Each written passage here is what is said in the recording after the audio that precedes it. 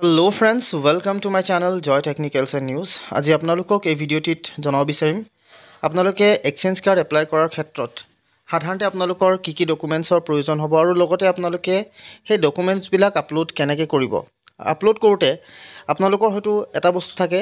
যে JPEG PDF সাধাৰণতে কোনটো ফাইলত আপোনালোকে গোটেই বস্তুখিনি আপলোড কৰিব তাৰ বিষয়ে আপোনালোকে হয়তো জানিব বিচাৰে গতিকে আপোনালোকক এই ভিডিঅ'টিত মই গোটেইখিনি কথা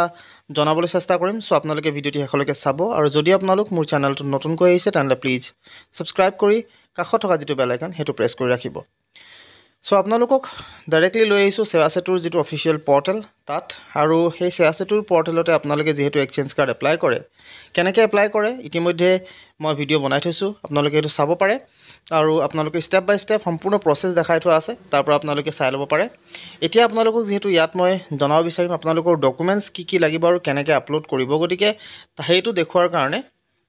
ডাইৰেক্টলি মই সেই এক্সচেঞ্জৰ যিটো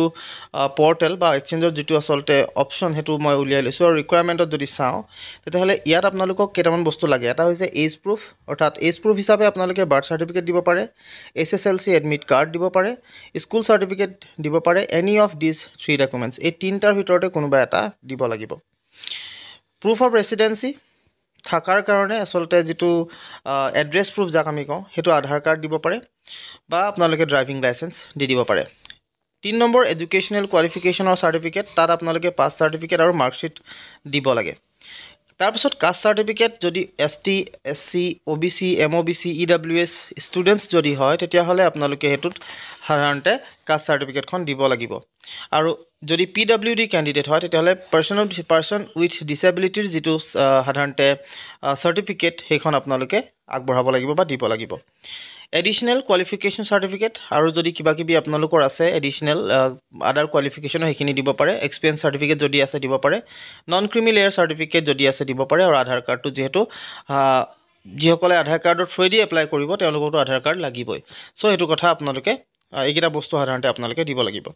এতিয়া কথাটো হ'ল আপোনালোকে যেতিয়া এই ডকুমেন্টছ বিলাক দিব এখিনি আপোনালোকে গম পালে যে এইখিনি ডকুমেন্টছ দিব লাগিব এটা এই ডকুমেন্টছ বিলাক কি হিচাপে আপলোড কৰিব অৰ্থাৎ JPEG PDF PNG এই যিকেইটা ফৰ্মেট আছে সেই ফৰ্মেট বিলাকৰ ভিতৰত সাধাৰণতে কোনটো ফৰ্মেটত আপোনালোকে আপলোড কৰিব আৰু কিমান সাইজৰ হ'ব গোটেই ডকুমেন্টছ বিলাক হেতুৰ বিষয়ে আপোনালোকে যেহেতু জনাও সো আপোনালোক ডাইৰেক্টলি মই সেই পেজটোলৈ লৈ গৈছো তাত যেহেতু দিয়া আছে সো ইয়াত আপোনালোকে যদি চাই এটো হৈছে ডকুমেন্টছ আপলোডৰ যেটো পেজ আৰু ইয়াত যদি আপোনালোকে চাই নোট এটা দিয়া আছে আৰু লিখা আছে for ID proof address proof age proof only JPEG PNG and PDF of maximum 1 MB is allowed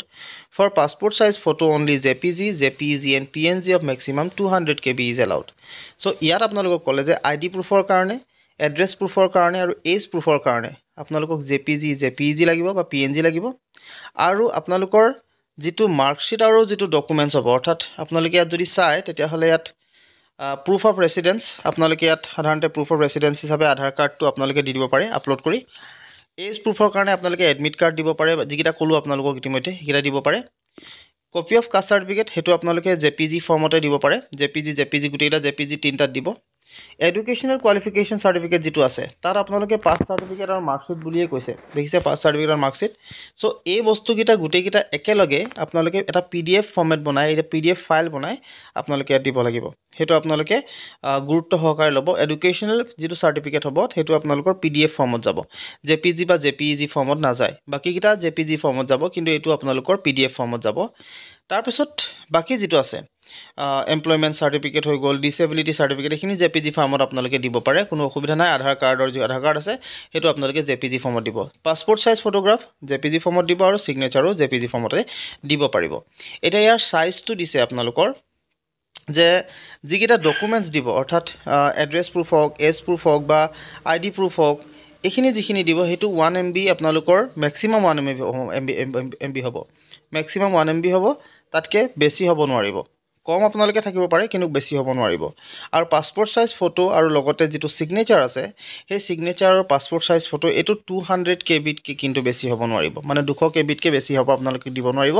আৰু এটো 1 MB কে বেছি হ'ব নোৱাৰিব সো আপোনালোকে এটো আপলোড কৰিবৰ কাৰণে সেইখিনি বনাই ল'ব অটোমেটিক্যালি আপোনালোকৰ মোবাইলত সব বস্তু সেটিং কৰি ল'ব বনাই ল'ব তাৰপিছত আপোনালোকে ইয়াত আপলোড কৰিব আৰু আপলোড কৰাৰ পিছত প্ৰথমতে আপোনালোকে ইয়াত সিলেক্ট কৰি ল'ব যি বস্তুৱে দিছে অৰ্থাৎ প্ৰুফ অফ ৰেচিডেন্সৰ ক্ষেত্ৰত যদি আপোনালোকে ক্লিক কৰে তেনলে দেখিছে আপোনাৰ driving licence copy of passport certified copy of electoral roll অৰ্থাৎ আপোনালোকে ভোটাৰ আইডিও দিব পাৰে জমাবন্দী দিব পাৰে ভোটাৰ কাৰ্ড দিব পাৰে এইখিনি হৈছে আপোনালোকৰ ৰেচিডেন্সৰ কাৰণে সো এইকেইটা বস্তুহে ইয়াত ল'ব হেতু আপোনালোকে জানিব জমাবন্দীখন ইলেক্ট্ৰল ৰোলৰ ক্ষেত্ৰত আপোনালোকৰ EPIC নাম্বাৰ বা ভোটাৰ আইডি কাৰ্ড সো এইখিনি বস্তু আপোনালোকে দিব পাৰিব বাকি আপোনালোকৰ একো দিব নোৱাৰে সো এইকেইটা বস্তু বিচাৰিছে ইয়াৰ পিছত হেতু আপোনালোকে জিয়ে দিয়ে আপোনালোকে এটো ক্লিক কৰি ল'ব ভোটাৰ কাৰ্ডে ধৰক দি দিলে ভোটাৰ কাৰ্ডটো ক্লিক কৰি ল'লে তাৰপিছত আপোনালোকে ভোটাৰ কাৰ্ড আপলোড কৰি দিলে এটা এজ প্ৰুফত যদি চাই তেতিয়ালে birth certificate school certificate SSLC admit card এইখিনি আপোনালোকে বিচাৰিছে সো যদি আপোনালোকৰ বাৰ্থ সাৰ্টিফিকেট আছে বাৰ্থ সাৰ্টিফিকেট ক্লিক কৰিব যদি স্কুল সাৰ্টিফিকেট আছে স্কুল সাৰ্টিফিকেট ক্লিক কৰিব যদি SSLC এডমিট কাৰ্ড আছে এডমিট কাৰ্ডটো দি দিব তাৰপিছত হেতু আপলোড কৰিব কাষ্ট সাৰ্টিফিকেট ক্ষেত্ৰত যদি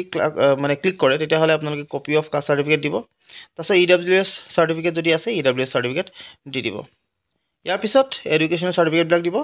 আৰু পাৰ্সোনাল ডিসেবিলিটি ক্ষেত্ৰত আপোনালোকে ইয়াত ক্লিক কৰিব আৰু হেতু আপোনালোকে ক্লিক কৰাৰ লগে লগে হেতু আহি যাব যদি হয় আপোনালোকে আধাৰ কাৰ্ডৰ ক্ষেত্ৰটো অটোমেটিক্যালি আধাৰ কাৰ্ড আহি আছে গতিকে এটো সিলেক্ট কৰিবই নালাগে পাছপোৰ্ট সাইজ ফটোটো আহি আছে সিগনেচাৰ আহি আছে এইখিনি আপলোড আপোনালোকে কৰি ল'ব পাৰে তাৰপিছত কৰাৰ পিছত এটো ক্লিক কৰি কিনে